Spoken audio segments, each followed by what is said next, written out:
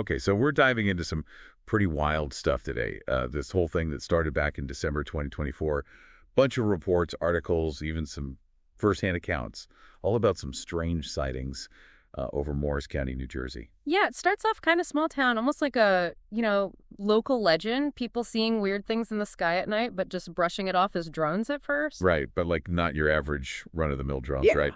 The descriptions we're seeing, they're talking about glowing shapes, triangles, hexagons, moving in ways that no drone we know of could possibly do. And it wasn't just what they were seeing, it was what they weren't hearing. The shapes were silent, no noise at all, which I think a lot of people found even creepier than the shapes themselves. Totally, like that quiet before a storm kind of vibe, right? We actually have some firsthand accounts from Clara Reed. She's an investigative journalist who was working for the local paper at the time. Even she was skeptical at first, but then she saw them with her own eyes, and it totally changed her perspective. She describes this feeling of being watched, this unnatural stillness, almost like the world was holding its breath. That's a really interesting point. That sense of disruption, it's something that comes up a lot in the eyewitness accounts. Like it wasn't just the sky that was being disrupted, but their sense of normalcy, of reality itself. Yeah, heavy stuff. And of course, it didn't take long for the story to blow up, go national. We've got articles from the New York Times, Washington Post, the FBI, and the FAA are getting involved, trying to figure out what's going on. But the official explanations, they just weren't cutting it. There's this one article from Scientific American. It quotes a physicist saying, a triangular shape was observed making a 90-degree turn at hypersonic speed. He goes on to say, that's simply not possible with any technology we know of. So you've got these unexplainable shapes. Nobody can figure out what they are, where they came from. But the thing that really caught my eye was what Clara discovered. There seemed to be a connection between the appearances of these shapes and disruptions in radio signals. Oh yeah, that's a really sharp observation on her part. While everyone else was focused on the visual spectacle, she was connecting this seemingly unrelated phenomenon of radio interference, which, really suggests intentionality. Right. It's like they were saying, hey, we're here and we can mess with your stuff just to prove it. I also found it super interesting that Clara brought in her friend, Dr. Ravi Shah. He's an astrophysicist. He's got this scientific mind, but he's always been fascinated by the unexplained, which I think is a really cool combination. Ravi's a great addition to the story, for sure.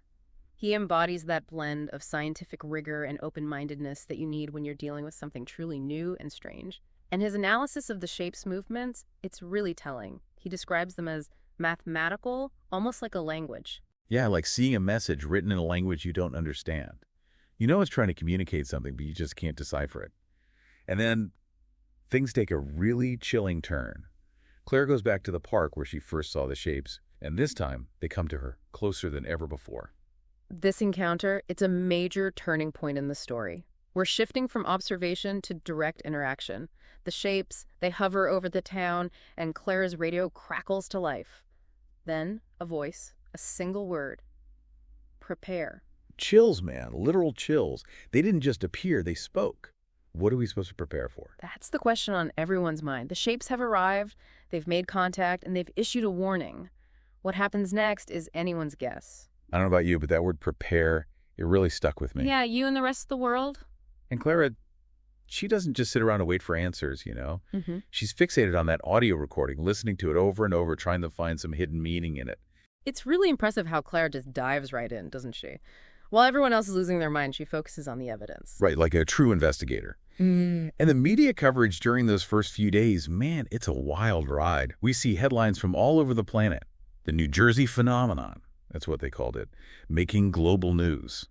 This feeling that something huge was happening, but no one knew what it. Right, this massive void of information. Governments are scrambling, experts are coming up with theories, but nobody can say for sure what these shapes are or what they want. Talk about cosmic curveball, right? Yeah. I got to give Clara props for this. She takes that audio recording and uploads it to an online forum, a forum full of signal analysts, tech experts, basically crowdsourcing the investigation. That's so smart. I mean, sometimes the best insights come from the most unexpected places, right? And wouldn't you know, it's someone on that forum suggests using a spectrogram. Now, for folks who might not be familiar, a spectrogram is basically a way to visualize sound frequencies. So instead of just hearing the sound, you can actually see the patterns within it. Exactly. And when Ravi analyzes the spectrograms, he makes a major breakthrough. It turns out those seemingly random tones, they're not random at all. They're forming visual patterns, concentric circles, spirals, even mathematical equations. It's not just noise, it's a signal, a language encoded in sound. Okay, so they're not just messing with radios, they're sending us a message. Well, armed with this new knowledge, Clara heads back to the park, this time with some new tech, hoping to make contact again. And guess what? They show up. Figures. But this time it's different. No more whispers and static. Instead, there are these rhythmic tones, Yeah. almost melodic, and then a voice. Clear, distinct, otherworldly. Okay, so what do they say? We are the messengers. Whoa. I can't even imagine what it must have been like to be in her shoes at that moment. You're chasing this story, obsessed with that one word, prepare, and suddenly you're face to face with the beings who said it. It's like going from 0 to 100 in a split second. No more speculation, no more mystery. We have direct contact, a name. The messengers. A name which implies purpose, a mission. But what is that mission? Well, if talking wasn't enough, they start projecting images into the sky. We see alien landscapes, strange architecture, but then some things that look strangely familiar. Pyramids, ancient ruins, even a pretty accurate representation of our Milky Way galaxy. It's almost like they're drawing a connection between us and something much, much older. Like they're saying, we've been here before. Right, exactly. And then there's this whole thing with the coordinates. Ravi notices that the shapes movements, they're not random either. They're actually tracing out coordinates. Coordinates? To where? A cave in Morocco. Okay, now this is where it gets really interesting. Archaeologists had known about this cave for years, but the carvings inside, nobody could figure them out. Ah, I see where this is going. But when they compare those cave carvings to the images projected by the shapes, the message becomes clear. It's a Rosetta Stone situation. It's not just a message, though. It's a prophecy. Oh. We're talking about ancient predictions, events that seem to mirror what's happening with the shapes, culminating in this massive object eclipsing the sun. Sounds like something out of a sci-fi movie. Right, but this was happening in our world, in real time. And get this, the archaeologist who first discovered the cave, Dr. Amara Siddiq, she'd spent her entire career studying those carvings. Wow, so she must have been blown away when those shapes appeared. Absolutely. It's like all the pieces suddenly clicked into place. Yeah. And she's able to connect those carvings to ancient legends about the architects. Okay, so we have a name, we have a location. What else do we know about these architects? Well, according to the legends, they're these powerful ancient beings who return to judge humanity, to determine our fate. Classic archetype, right. The return of the gods. It's a story that's been told and retold throughout human history. Yeah, and there's this big question. Are they here to help us or to destroy us? And Clara, being Clara, she publishes an article revealing everything. The shapes, the cave, the prophecy. It goes viral, of course. It makes sense. I mean, this isn't speculation anymore. It's tangible, it's real, and it's terrifying. So driven by this need to understand, both Clara and Ravi head to Morocco.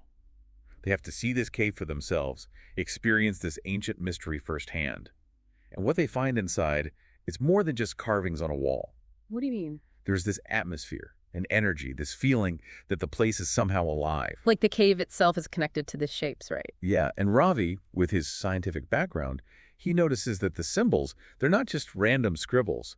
They're mathematical constants pi, the golden ratio, the Planck constant, the fundamental building blocks of our universe. It's like a cosmic signature, a calling card. We were here, we built this. But just when you think it can't get any weirder, the cave starts reacting to the shapes. It hums, it vibrates. It's like waking up after centuries of slumber. Whoa, hold on. Are you saying that the shapes are actually interacting with the cave? It seems that way. And it's not just the cave in Morocco. Reports start coming in from all over the world. Stonehenge, the pyramids, the Nazca lines, ancient sites activating, reacting to the shapes. It's like they're turning the entire planet into some kind of giant antenna. And then we get the final message. The carvings in the cave shift, rearrange themselves, and form a single phrase. 7 days. 7 days. What does it mean? A countdown? A deadline? Nobody knows for sure. So what happens next? That phrase, 7 days, it's like a weight hanging over everything, this sense of urgency, of impending change. Yeah, the whole world's on edge wondering what's going to happen when that clock runs out. The global reaction, it's all over the place. Mass gatherings, religious fervor, political upheaval. Like that one message just shattered everything. Yeah, it's like the world's holding its breath. And in the middle of all this, Clara and Ravi are still in that cave in Morocco. They're not just following the story anymore. They're part of it. Right, like they've been pulled into this ancient mystery. Yeah. One thing that really stood out to me was Ravi's description of the cave's energy. He says it's shifting, aligning, like the cave itself is becoming some kind of conduit. For what, though? Nobody knows for sure, but he compares it to a tuning fork, vibrating in resonance with the shapes in the sky. So there's this connection, but we don't know what it means. And as we get closer to that seventh day, the activity at these ancient sites, it just keeps ramping up. We're seeing reports of strange atmospheric phenomena, energy surges, even localized gravitational anomalies. Like the whole planet's reacting to the messengers. Yeah, and nobody knows what to expect. It's this crazy mix of anticipation and dread. People making choices, taking sides, preparing for a future that's completely unknown. Some are turning to religion, others to science, some are just trying to survive. It's like a global identity crisis. And then on the seventh day, as the sun starts to set the shapes, the messengers, they descend from the sky. Not just in Morocco. Everywhere, all over the world, converging on those activated ancient sites. It must have been an incredible sight. Breathtaking and terrifying all at once. These massive geometric shapes glowing with this otherworldly light settling down on Earth like, I don't know, celestial guardians. And then what happens? That's the thing. We don't know. The articles, the reports, they just end abruptly. So we're left with more questions than answers. Maybe that's the point, though. Maybe this isn't just a story about strange lights in the sky. Maybe it's about how we face the unknown, how we react when everything we thought we knew is turned upside down. How we define ourselves in the face of something bigger than ourselves. Exactly. This whole thing with the messengers, it's a story about us, about humanity confronting the ultimate mystery, and the choices we make when we're faced with the extraordinary. 7 days. Maybe it was a countdown, maybe an invitation. The shapes, they didn't give us answers, they gave us a mirror. What we see in that reflection, that's what will determine our future.